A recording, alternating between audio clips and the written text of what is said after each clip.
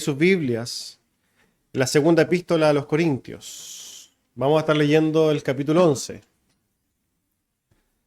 Segunda de Corintios, segunda carta a los Corintios en su capítulo 11. Vamos a estar leyendo el versículo 4.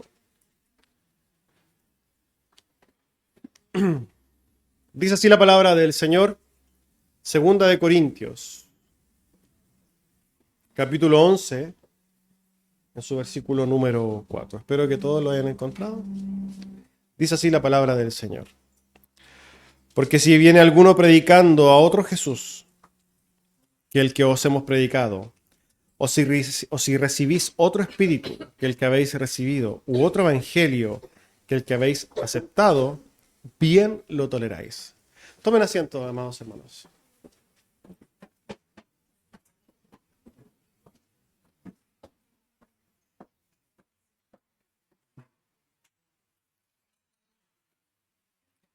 Antes de pasar a la presentación del sermón, hermanos, recordamos nuestras actividades. Los días miércoles tenemos culto de oración a las 8 de la noche. Están todos cordialmente invitados. El día viernes, o los días viernes a las 8 de la tarde, también tenemos un estudio bíblico al cual también están invitados. Y el día de hoy, entonces, guardando este día precioso, glorioso, ¿no?, del Señor, desde las 11 de la mañana, y terminándolo al final del día con un culto evangelístico a las 7 de la tarde, al cual también están invitados. Amén. Dicho eso, vamos al sermón del día de hoy. Como ya sabemos, este es el tercer sermón correspondiente a este versículo bíblico, ¿no?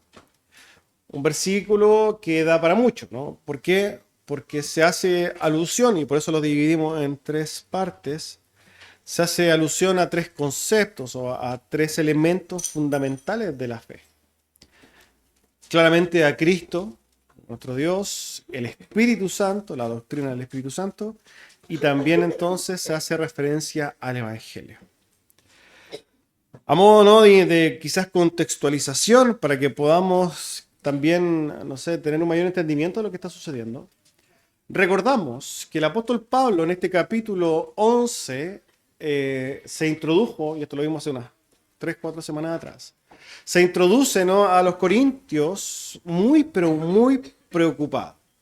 De hecho, se ve el tenor del apóstol Pablo hablando de una manera efusiva. ¿Por qué? Porque él se da cuenta de que hombres se han introducido a las iglesias para engañar, para enseñar otras cosas.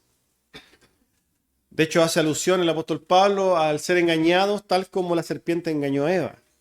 Y entonces el apóstol Pablo está de alguna manera un poco desesperado. ¿Por qué? Porque los corintios en este sentido no tienen el discernimiento necesario para poder defenderse de estas mentiras, de estos engaños. Es por eso que lo que hace el apóstol Pablo por medio de este versículo en general, en particular, es una especie de acusación. Ya la próxima semana vamos a seguir desarrollando esto, pero el apóstol Pablo entonces encara a los corintios y les dice, cuando alguien viene a predicarles y a presentarles a otro Jesús, o a enseñarles respecto a otro espíritu, y a hablar de otro evangelio, ustedes lo toleran. Y eso es algo inaceptable. Ya las otras 2 semanas anteriores hemos desarrollado los otros temas respecto a Cristo y al Espíritu, pero hoy día particularmente vamos a hablar de un tema esencial, ¿no?, de la fe, el Evangelio. La acusación del apóstol Pablo a los corintios en este sentido es que cuando alguien viene a predicar otro evangelio es abrazado, es recibido. Y quizás en el corazón del creyente, este corazón bondadoso que quiere aceptar a todas las personas y de alguna manera ser receptivo con todos, está el anhelo de abrazar a aquel que viene. Pero el apóstol Pablo deja claramente establecido que si alguien viene a predicar otro evangelio, no debe ser recibido. De hecho, lo expresa mejor y de manera mucho más profunda Gálatas. Los Gálatas en su capítulo 1 dice lo siguiente en el versículo 8. Mas si aún nosotros, dice el apóstol Pablo, a un ángel del cielo os anunciare otro evangelio diferente del que os hemos anunciado, sea anatema. Como antes hemos dicho, También ahora lo repito, dice el apóstol Pablo, si alguno os predica diferente evangelio del que habéis recibido, sea anatema. El apóstol Pablo refuerza esta idea de que si es que alguien viene a predicar otro evangelio, hermanos amados, está maldito. Esta es la palabra utilizada. Maldito aquel que viene a presentar otro evangelio. Ahora, yo quizás, o usted también, debería preguntarse por qué. ¿Por qué el apóstol Pablo es tan tajante con esto? ¿Por qué es tan radical, podríamos decir, en el sentido de desechar a todo aquel que venga a predicar otro evangelio? Y eso a nosotros nos muestra algo, que el evangelio no es una doctrina, podríamos decir, secundaria, como algunos quieren clasificarla, o terciaria, o lo que sea.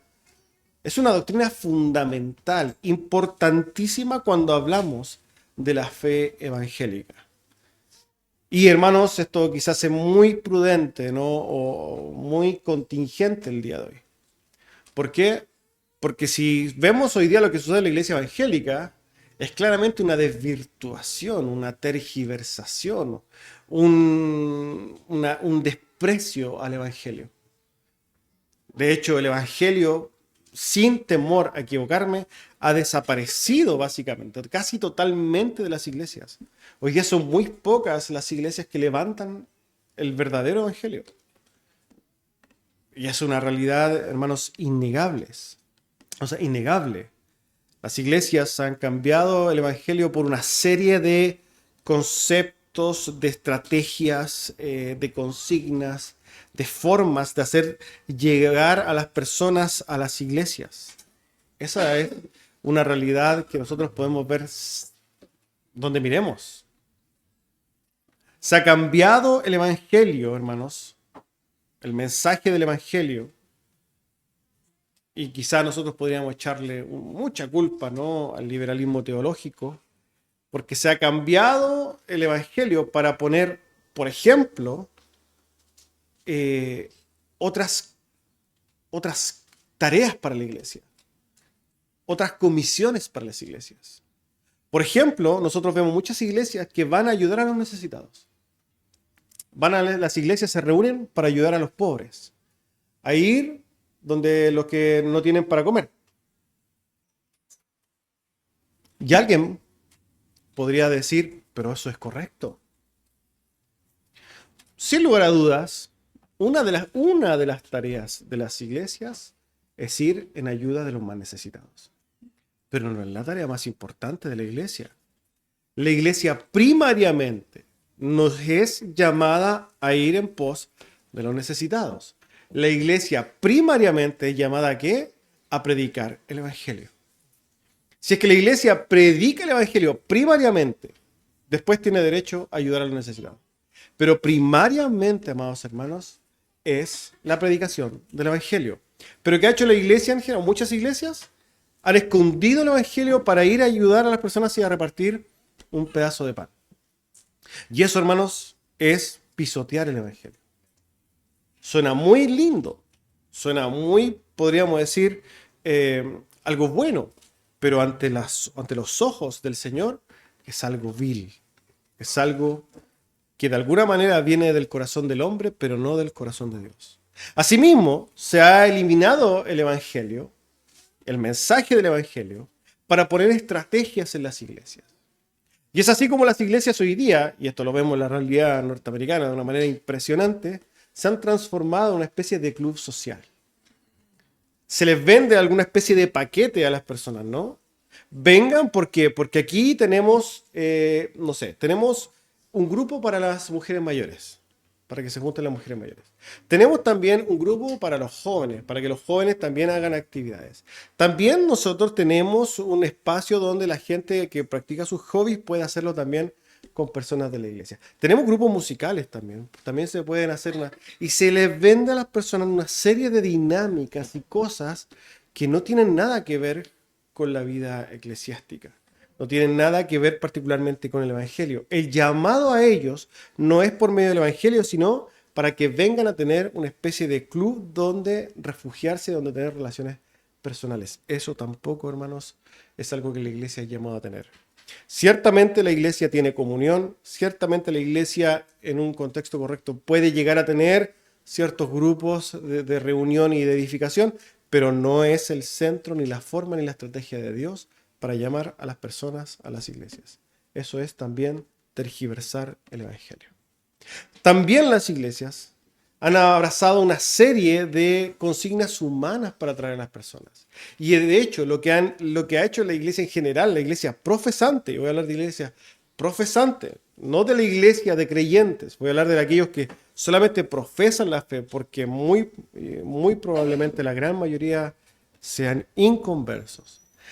Dicen, vamos a ir a evangelizar, pero la forma de evangelizar es llevar un tratado, pasarle tratados a la gente, o lo que hacen derechamente es decirle a las personas, espérame, Dios te ama. Decirle a las personas Dios te ama no es predicar el Evangelio. Se invita a las personas diciéndoles, por ejemplo, ven que Dios va a arreglar tu matrimonio. Eso no es predicar el Evangelio. Se le dice a las personas, ven para que Dios te cure de la depresión. Eso no es predicar el Evangelio. Ven porque Dios tiene un gran propósito para su vida. ¿Quién no ha escuchado eso, no? Eso no es predicar el Evangelio. Vengan a las iglesias. Hoy día las iglesias son muy inclusivas, ¿no? Aceptamos a cualquier tipo de persona. Total, el fundamento, la idea es llenar los templos de personas. Pero ¿de qué sirve, amados hermanos? ¿De qué sirve tener un templo con 10.000 personas si todas ellas son inconversas? ¿De qué sirve? Vengan a las iglesias porque tenemos una música espectacular. Tenemos un grupo de un nivel impresionante. Vengan a las iglesias porque hacemos las mejores obras de teatro. Vengan a las iglesias, ¿por qué? Porque aquí hay un ambiente cálido. Hoy día, lamentablemente, vemos en nuestra realidad chilena donde tenemos iglesias que tienen cafetería al lado, ¿cierto? Lugar para comprar cosas. ¿Por qué? Porque es todo una especie de marketeo para atraer a la gente y darle un poco de mundo a las iglesias. De hecho, la forma de traer a las personas no es sacarlas del mundo para que vengan a una vivencia celestial, sino que traer el mundo para que esas personas del mundo se sientan felices en el mundo. Aquí en las iglesias que están invadidas de este mundo perverso. Hermanos, lo que vemos hoy día mediante la tergiversación del Evangelio, lo que es una artimaña de Satanás. Es el corazón pervertido del hombre tratando de hacer las cosas a su manera, dejando de lado lo que Dios dice que sí hay que hacer. Y eso, hermanos, es una artimaña de Satanás de las más viles. Por eso el apóstol Pablo es tajante y dice que aquel que tergiversa el Evangelio, que viene con otro Evangelio, es un maldito. ¿Por qué? Porque el Evangelio, o con el Evangelio, no se juega. ¿Y por qué no se juega con el Evangelio, amados hermanos? Porque no hay forma de que alguien se salve si es que no es por el Evangelio. Satanás sabe que puede cambiarle a la gente, incluso venderle moralidad a la gente, pero por medio de la moralidad nadie llega a Cristo. La única forma de llegar a Cristo es por medio de la predicación fiel del Evangelio. Por eso el apóstol Pablo escribe en Romanos 10 de una manera muy clara, versículo 11 en adelante. Pues la Escritura dice, todo aquel que en él creyere no será avergonzado, porque no hay diferencia entre judío y griego, pues el mismo que es Señor de todos es rico para con todos los que le invocan, ¿no? Porque todo aquel que invocar el nombre del Señor será salvo. Qué maravilloso, ¿no? De escuchar esto. Todo aquel que invocar el nombre del Señor será salvo. Hasta ahí suena maravilloso, pero hay que seguir leyendo lo que dice el apóstol Pablo. ¿Cómo pues invocarán a aquel en el cual no han creído? Aquí el apóstol Pablo pone una condición. No pueden invocar a alguien en el cual no han creído. Tienen que creer. Hoy día muchos dicen creer en Dios, pero vamos por partes. Veamos lo que sigue diciendo el apóstol Pablo. ¿Y cómo irán sin haber quien les predique? Otra condición. No se trata de creer en el aire. Se trata de creer en una predicación. Se trata de creer en una predicación para poder invocar a aquel en el que él se cree. ¿Y cómo? Sigue diciendo, ¿cómo predicarán si no fueren enviados? Pero fíjese lo que sigue diciendo el apóstol Pablo, porque no queda hasta aquí. Como está escrito, cuán hermosos son los pies de los que anuncian la paz, de los que anuncian las buenas nuevas.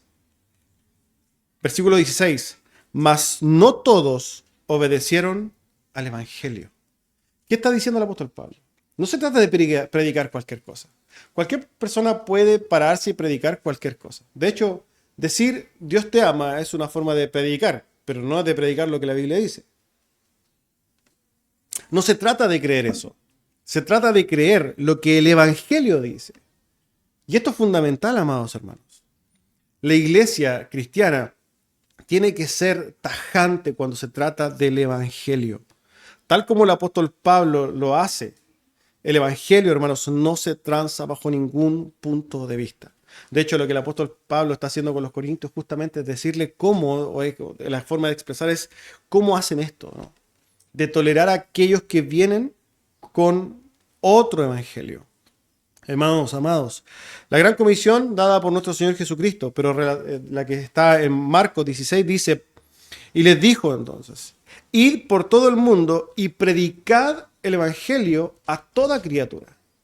La consigna de Dios, o sea, lo que dice el Señor Jesucristo, es que el llamado a la iglesia es ir a predicar el evangelio. La iglesia no es llamada a hacer obras de teatro. La iglesia no es llamada a cantar en un mall. Eso no es predicar el evangelio. Tampoco ir a juntarse un grupo de jóvenes, como lo vi en Argentina hace poco, ahí en el obelisco, a cantar alabanzas. Eso no es predicar el evangelio. Nosotros también caímos muchas veces en otros contextos a levantar carteles en los semáforos y quizás era muy bonito, pero eso no era predicar el evangelio. El Señor Jesucristo sigue diciendo en Marcos, el que creyere y fuera bautizado será salvo. La condición, hermanos, para que las personas lleguen a la fe es porque oigan el evangelio. Por eso es tan, pero tan importante, tan urgente que la iglesia vuelva a predicar el evangelio. Que se deje de hacer cosas que se imagina para atraer a gentes, a personas, a las iglesias y llenar templos de gente y conversar. Lo que tiene que hacer la iglesia es predicar el evangelio. Hermanos, esta es una realidad durísima que vemos el día de hoy. Lo que sucedía con los corintios ahí, lamentablemente, que el apóstol lo está tratando de corregir, es lo mismo que está sucediendo en la iglesia el día de hoy y es algo gravísimo, hermanos. El evangelio no puede ser transado. Ahora, hemos sentado hasta el momento de que, en primer lugar, toda la iglesia hace una serie de cosas y esas cosas no son el evangelio. Espero que quede claro que hacer estas cosas, decir esas cosas que hemos pasado, no es el evangelio. Ahora sí vamos a ver qué sí es el evangelio.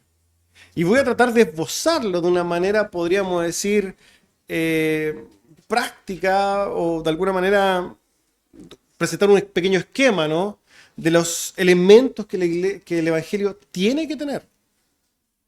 Que nosotros al momento de predicar tenemos que tener muy claro que tenemos que dar a entender, ¿no?, que tiene que ser parte del mensaje. ¿Por qué? Porque cuando hablamos del evangelio, y esto pregúntesele a cualquier evangélico, ¿qué es el evangelio?, le va a preguntar a usted y él le va a decir la palabra de Dios. La palabra de Dios contiene el evangelio, pero la palabra de Dios en sí no es el evangelio. ¿Qué es el evangelio? Buenas noticias, sí. Ya sabemos que son buenas noticias, pero ¿cuál es la noticia? ¿Cierto? Eso es lo que queremos saber. ¿Cuál es la buena noticia? Predicar es tan absurdo, ¿no?, decir que el evangelio es la buena noticia, como decirle, mire, hermana, llega acá, tengo una buena noticia. Y decirle a otra persona, no, yo ya le prediqué el evangelio. ¿Qué evangelio? No, le di una buena... ¿Y cuál es la buena noticia? Ah, no hay buena noticia. El evangelio es una buena noticia. Es un mensaje, ¿no? Un mensaje completo, lo cual encontramos en las Escrituras. Bueno, para poder entonces nosotros ir a entender lo que es el evangelio, vamos a tomar 6 puntos importantes que el evangelio tiene que tener. 6 puntos importantes que el mensaje del evangelio tiene que contener. Ahora que vamos a ir a predicar el evangelio después de este tiempo de culto general, recuerde estos puntos porque son necesarios. Las formas en que usted lo presente, eso va a variar de acuerdo a la conversación, pero estos elementos tienen que estar. En primer lugar, el primer elemento del Evangelio es el conocimiento de Dios. No podemos predicar el Evangelio, hermanos, si no presentamos a Dios como es. La Escritura habla de Dios y lo presenta en la revelación por medio de sus atributos. Fíjense que cuando nosotros vamos a hablar a las personas y cuando hablamos con ellas y las escuchamos, nos damos cuenta de que ellos tienen un Dios que no es el Dios de las Escrituras. Generalmente lo que encontramos nosotros es un Dios lleno de amor, pero profundamente lleno de amor, pero que no es justo. Un Dios injusto. Ellos no lo procesan, ¿cierto? Pero para ellos es un Dios injusto. O sea, ellos lo ven como alguien benevolente, como un viejito es cierto, un viejito con barba larga, ¿no? En las nubes, pero que es todo amor, todo perdón, pero no es justo y tampoco es santo. Tampoco es incorruptible, tampoco es inmutable. Esas cosas no existen. Entonces, por tanto, lo primero que nosotros tenemos que hacer es presentar verdaderamente al Dios de la Escritura. Ese Dios que se describe a sí mismo como santo, santo, santo. Un Dios que es justo. Un Dios que tiene ira. Un Dios que castiga la maldad. Un Dios que no deja pasar al malvado. Eso es lo que nosotros tenemos que hacer. Que es un Dios incorruptible. Tenemos que presentar un Dios que no admite en su santidad ni la más mínima, ¿cierto?, manifestación de la maldad. Un Dios todo santo, un Dios todo bueno, un Dios perfecto. Si nosotros no somos capaces, entonces, de presentar el Evangelio, al presentar el Evangelio, de presentar quién es Dios, no tenemos fundamento para predicar el Evangelio. Se pierde todo el fundamento del Evangelio si no presentamos quién es Dios. Dios, hermanos, nosotros también tenemos que entenderlo, ¿no? Dios en su santidad no admite ninguna maldad. Y Dios es justo. Dios le da a cada cual lo que merece. Eso es lo primero. ¿Quién es Dios? Segundo punto, el conocimiento del hombre. Otra cosa totalmente tergiversada en las personas y algo que la gente tiene que entender es quiénes son ellos mismos. Recordamos que le preguntamos, ¿tú te vas a ir al cielo o al infierno? Todos se van a ir al cielo porque son todas buenas personas. Es impresionante, hermanos, en este mundo la cantidad de buenas personas que hay. Son todas buenas. Pero ¿qué dice la Escritura respecto de ello? Es lo que nosotros tenemos que darle a entender. ¿Cómo se presentan ellos delante de Dios? ¿Cómo son ellos verdaderamente ante Dios? ¿Cómo Dios los ve? Muchos, ¿no?, en este antropocentrismo, en este orgullo, se sienten muy, pero muy buenas personas, dignas de Dios. ¿Y eso es por qué? Porque la base comparativa que usan es el asesino que aparece en la noticia, el tío o el familiar cercano que es un desastre porque es borracho o drogadicto. Ese es el estándar que ellos ponen. Claramente, si yo me comparo con ellos, yo soy súper bueno, ¿no? El violador que aparece por ahí en las noticias, si yo me comparo con ellos, yo soy bueno. Si me comparo contra el ladrón que está en la calle, sí, también soy bueno. Pero ese no es el estándar de comparación que Dios hace.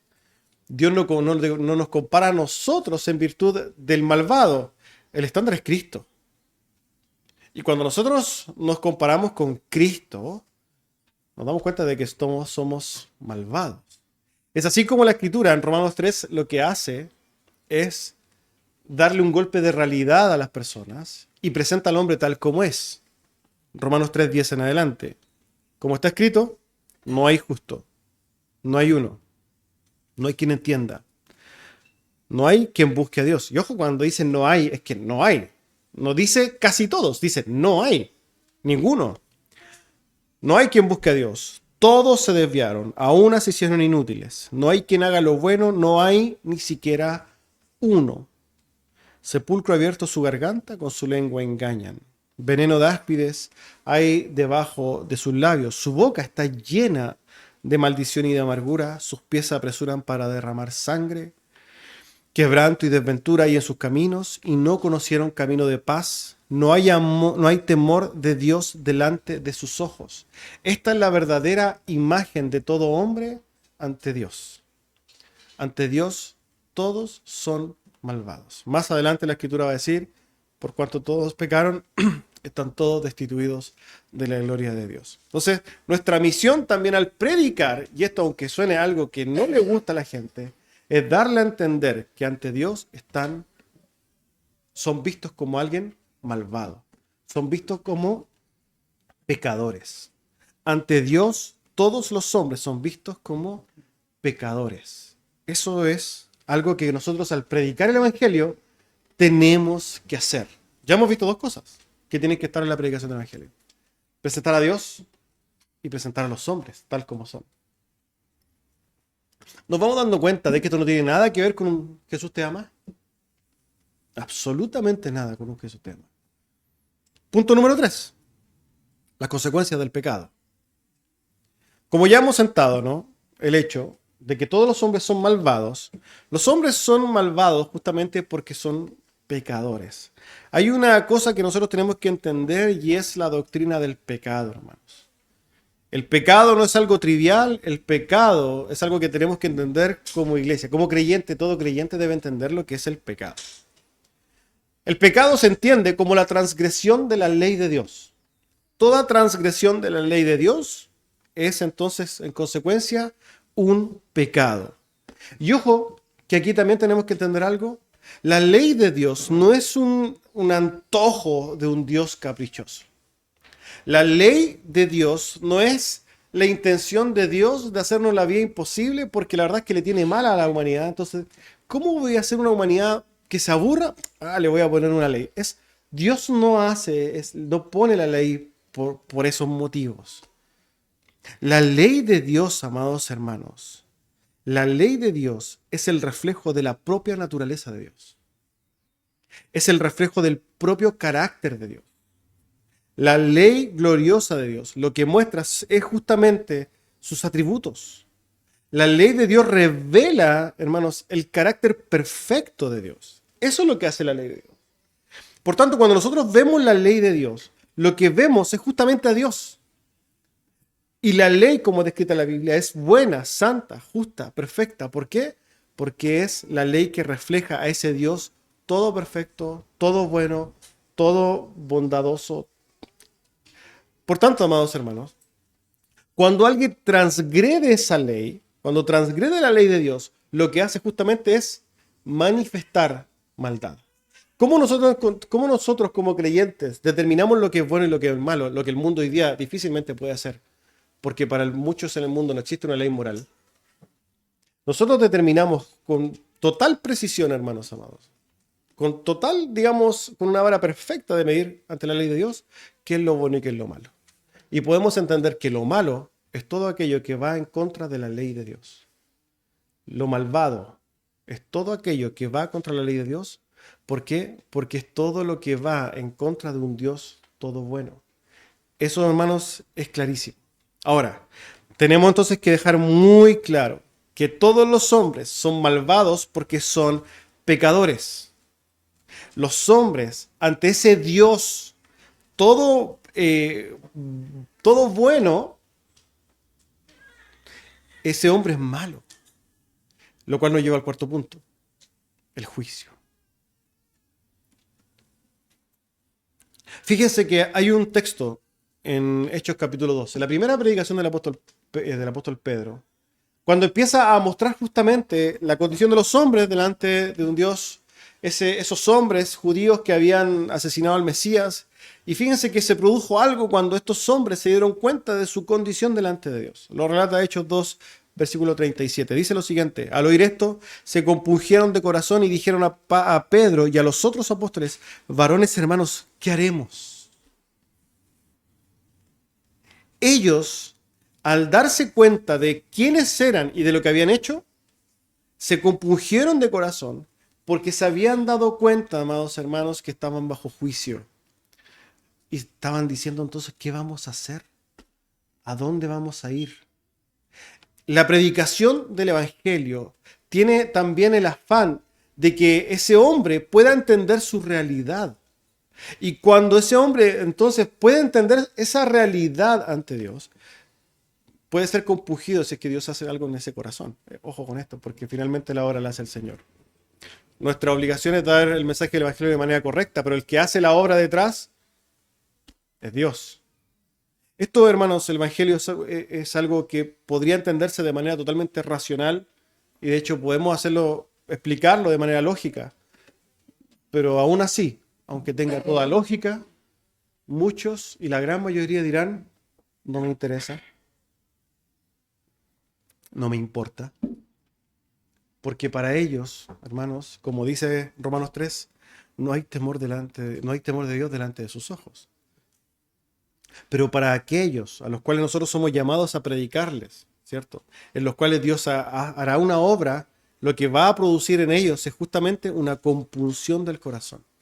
Porque ellos se van a dar cuenta de que van a estar delante de un Dios santo. Así entonces, hermanos, nosotros podemos también dar a explicar, y tenemos que explicar, que la paga del pecado es muerte. Todo aquel que transgrede la ley de Dios está condenado a la eterna separación de Dios. Esto se relata en Génesis, ¿no? Cuando Dios creó a los hombres, creó a Adán, y le dijo entonces, mira, ahí están todos los árboles, come de todos aquellos, pero si tú comes de ese árbol en particular, si tú transgredes mi ley, ciertamente morirás. Ya sabemos la historia la hemos leído, ya es algo de conocimiento común. Adán hizo lo que no tenía que hacer, y entonces, ¿qué es lo que sucedió? Fue condenado a la muerte. 3 muertes, las cuales se describen en la Biblia, ¿no? O que se pueden entender a la luz de la Biblia. Una muerte inmediata, una separación inmediata de Dios, una muerte en el cuerpo y una muerte eterna, la condenación eterna. De hecho, hermanos, cuando nosotros hablamos de la condenación eterna, este concepto del infierno que muchas veces se tergiversa y se muestra como si fuera un lugar donde Satanás gobierna, no tiene nada que ver con la realidad. Eso no es el infierno. El infierno es el lugar destinado al castigo eterno, ¿cierto? De la separación eterna de Dios. ¿Por qué? ¿Porque Dios es malo? ¿Dios hizo el infierno porque es un Dios macabro? No, hermano. El infierno es la necesidad del carácter bondadoso de Dios. De hecho, no podría ser bueno Dios si no castiga el mal. Y por tanto, hermanos, el castigo en el infierno es el justo pago que tiene que hacer un Dios todo bueno y todo perfecto. Algunas doctrinas, entre comillas, o denominaciones, entre comillas, cristianas, y lo voy a poner entre comillas porque dudo de ello, niegan la existencia del infierno, dicen ese es un mensaje demasiado duro para las personas, no atrae a las personas a la iglesia, pero eso también es cambiar el evangelio. La verdad, hermanos, es que el infierno es real, el infierno es la necesidad del carácter perfecto y glorioso de Dios, es necesario que Dios, todo bueno, castigue el mal. Y ojo con esto, ¿por qué tiene que ser un castigo eterno? Porque la transgresión del pecado es hecha directamente contra un Dios eterno. Y el castigo tiene que ser equivalente. ¿Por qué? Por eso, porque Dios es justo. El castigo tiene que ser equivalente. Y cuando es entonces hecho un Dios eterno, el castigo tiene que ser eterno, hermanos. Esa es la realidad y el destino que le espera a las personas. Por eso, hermanos, amados, no estamos hablando de algo trivial cuando hablamos del Evangelio. Estamos hablando de las almas de las personas que se van a enfrentar al juicio de Dios, al juicio necesario de Dios. ¿Por qué? Porque Dios no acepta el mal, no lo va a tolerar. Dios no abraza al malvado. Dios es incorruptible. Dios lo que va a hacer es enviar a un juicio, es enjuiciar y enviar un castigo eterno a aquellos que transgreden su ley. Esa es la urgencia del Evangelio, hermanos. Cuando nosotros vayamos a predicar, entendamos que aquellos que van y están muertos en sus delitos y pecados, hermanos, están condenadas. Por eso no podemos pintar, ¿cierto?, un panorama y vender otras cosas que no sean la realidad. Esa es la realidad misma de la existencia hoy día y es algo a lo cual nosotros no nos podemos quedar, ¿cierto?, sin hacer nada. Tenemos que ir a predicar el Evangelio tal como Dios lo ha puesto. Ahora, si nosotros vemos lo que ha sido el Evangelio y los componentes hasta el momento, alguien podría decirme, bueno, eso no es ninguna buena noticia. La verdad es que hasta el momento yo lo único que veo es algo terrible, una expectación de juicio, ¿cierto? ¿A dónde está la buena noticia? Bueno, justamente el punto 5. La buena noticia tiene que ver con presentar a Cristo. De hecho, Cristo es el Evangelio mismo. Es la encarnación del Evangelio. Cristo, hermanos, es la esperanza. Cristo es la buena noticia. Hasta el momento, la realidad del hombre que tiene que entender es que está condenado. Pero ahora la buena noticia, donde el hombre encuentra la esperanza realmente, es justamente en la persona de Jesucristo. El Evangelio no puede ser presentado sin la persona de Cristo. Obviamente, Jesús es el corazón del Evangelio. Y es la buena noticia para los hombres. ¿Por qué? Porque Jesucristo, amados hermanos, es aquel que fue enviado no por Dios. ¿Para qué?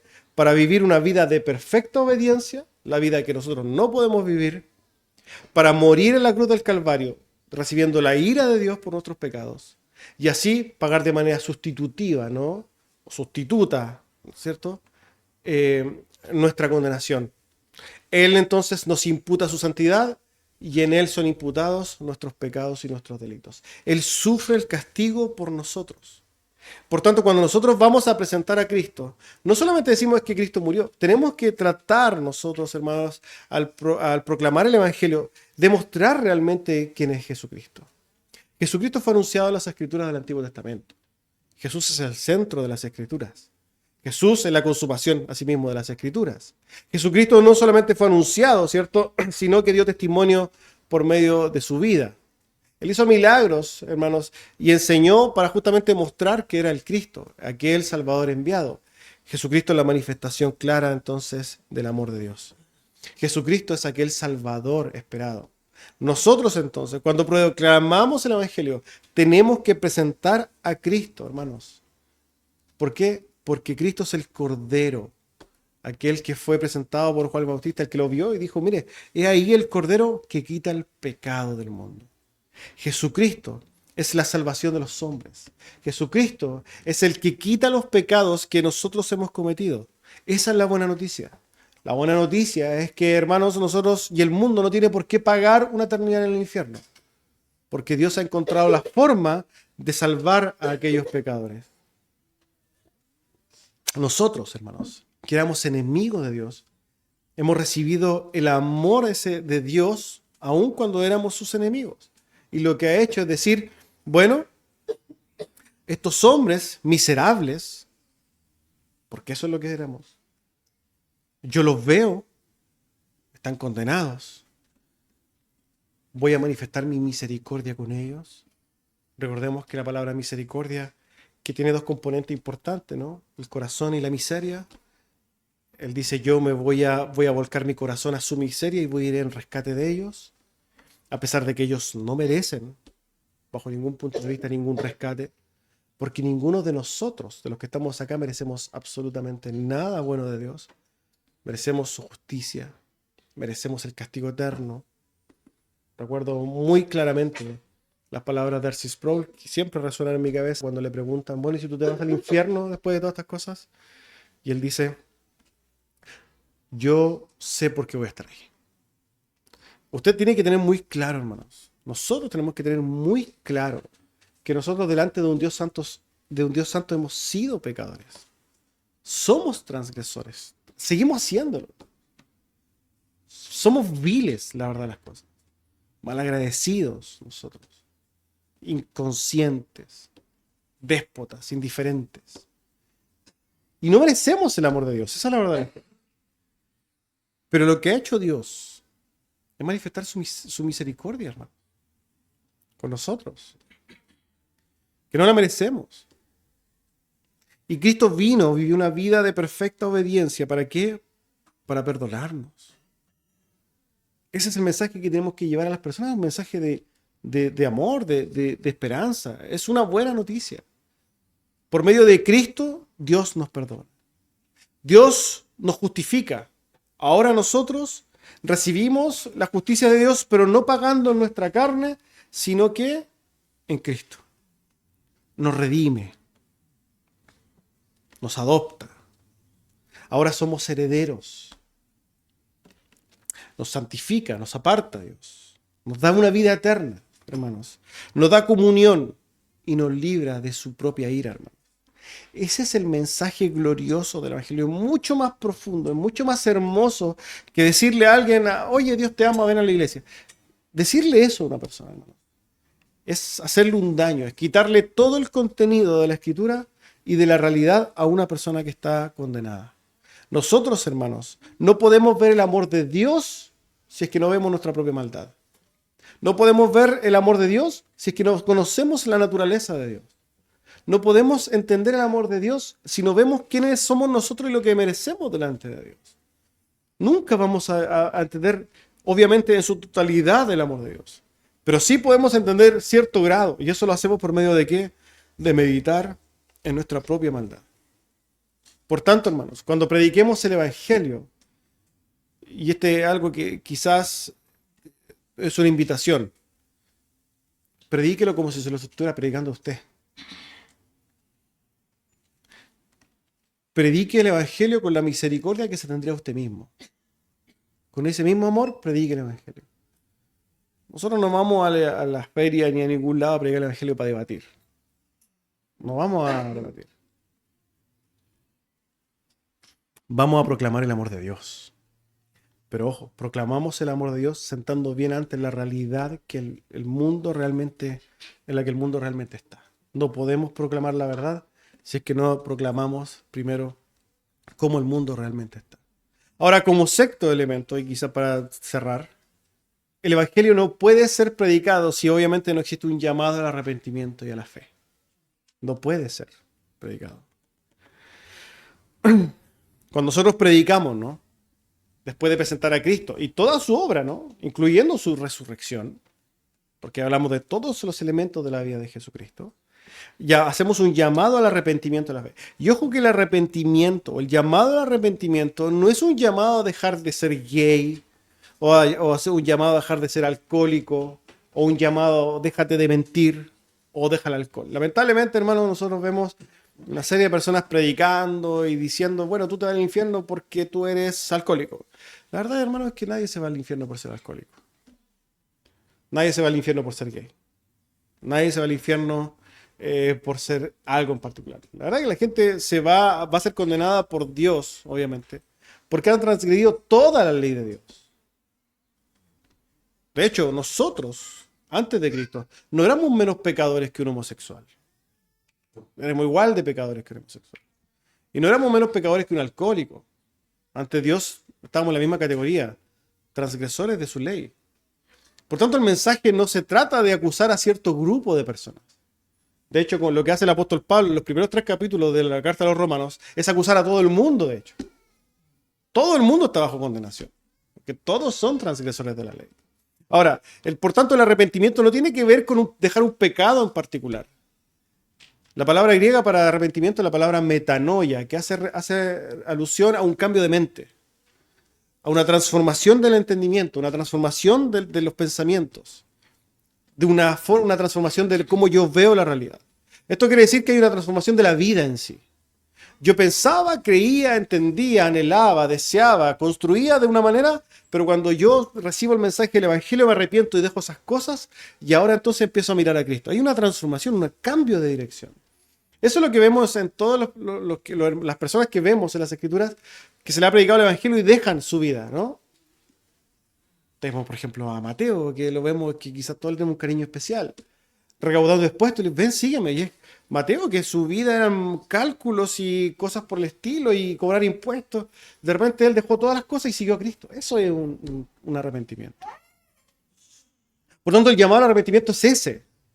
Es dejar esta vida, dejar de alguna manera lo que se abraza en esta vida. ¿Para qué? Para mirar a Cristo. Y poner, por tanto, también su fe en Cristo. Porque, amados hermanos, nadie que no crea algo desde su corazón va a transformar su vida. O por lo menos, vamos a decir esto, nadie que no crea algo de corazón va a transformar su vida de manera real y hasta su muerte, ¿no? Hay muchas personas que oyen cierto evangelio o el evangelio o ciertas cosas y transforman momentáneamente su vida. Pero finalmente se dan cuenta de que no lo creían. De verdad, les simpatizó, pero no era. Era como lo describe el Señor en la parábola del sembrador. La semilla que cayó entre espinos. Y que creció, pero fue ahogada, ¿no? Y murió. O la del camino también. que fue pisoteada, o la que creció entre rocas, y que esa floreció rápido, pero no tenía raíz.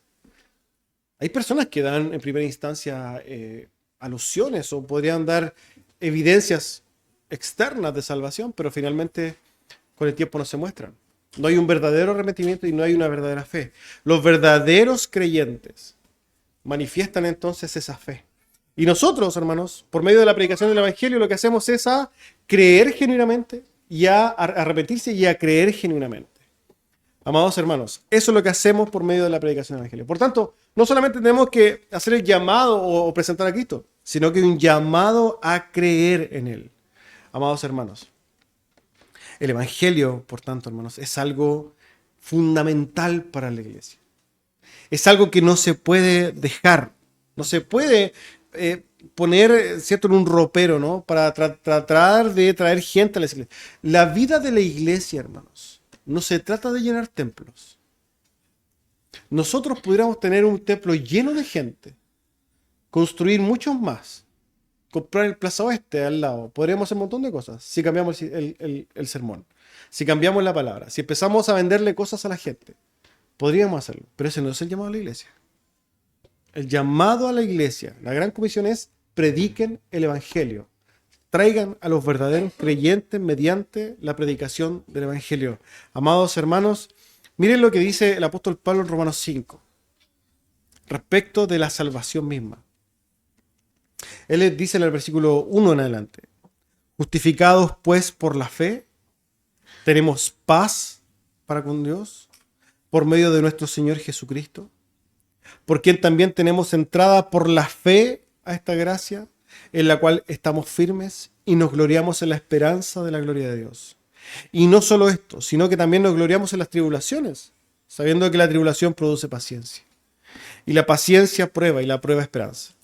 Y la esperanza no avergüenza, porque el amor de Dios ha sido derramado en nuestros corazones por el Espíritu Santo que nos fue dado. Porque Cristo, cuando aún éramos débiles, y la palabra griega ahí utiliza a incapaces, aun cuando éramos débiles, a su tiempo murió por los impíos.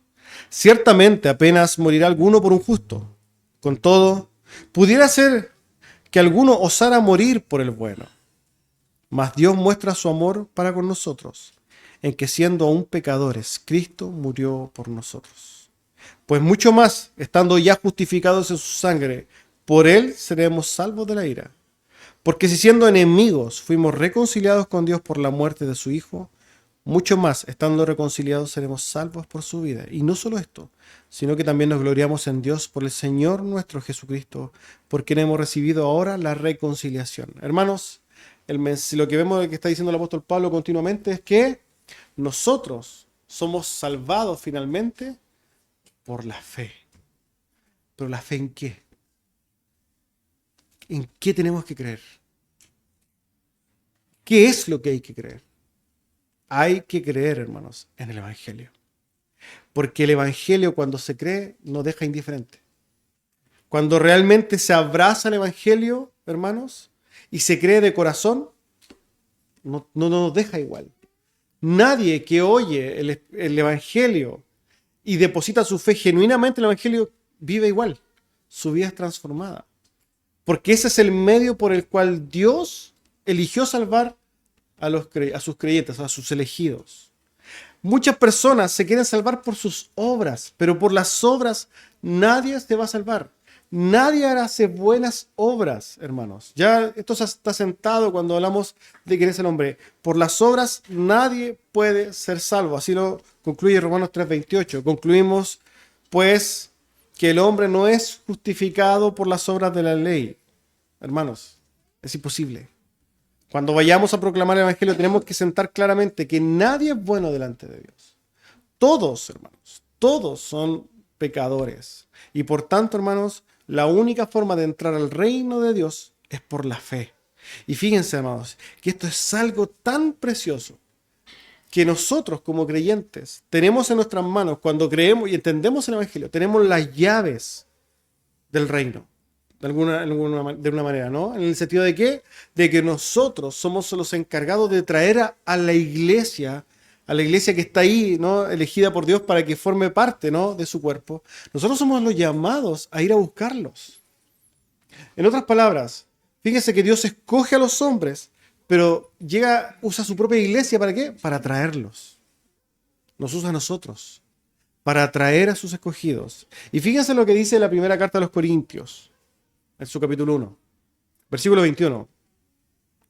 Pues ya que en la sabiduría de Dios, el mundo no conoció a Dios mediante la sabiduría, agradó a Dios salvar a los creyentes por la locura de la predicación. Hermanos, realmente la predicación del Evangelio es una locura, sin lugar a dudas. No cae en la cabeza de nadie, ¿cierto?, que Dios haya ideado un plan para atraer a los creyentes por medio de la fe. Ciertamente para muchos eso es un absurdo. Incluso para muchos de las profesantes de la fe, entre comillas, es una locura, es un absurdo. Pero nosotros decimos, hermanos, bendita locura, gloriosa locura. ¿Por qué? Porque por medio de esa locura que algunos dijeron, vamos a hacerla, porque nosotros vamos a ser locos y vamos a ir a predicar el Evangelio, nosotros llegamos a la fe. Hermanos, por tanto, usted, si le dicen loco cuando vaya a predicar el Evangelio, gloria a Dios. Si le dicen, oye, que tú estás hablando de cabezas de pescado, gloria a Dios. Hermanos, nosotros tenemos una comisión gloriosa, hermanos. Y por lo demás, pensando en los corintios, nosotros no podemos transar bajo ningún punto de vista el Evangelio. El Evangelio puro y fiel debe ser predicado y debe ser defendido. Nadie, hermanos, que vaya a llegar a esta iglesia a hablar de otro Evangelio va a ser recibido. Vamos a ser tajantes, porque esa es la voluntad de Dios, que su iglesia defienda y proclame el verdadero Evangelio de Jesucristo. Amén. Vamos a orar, hermanos.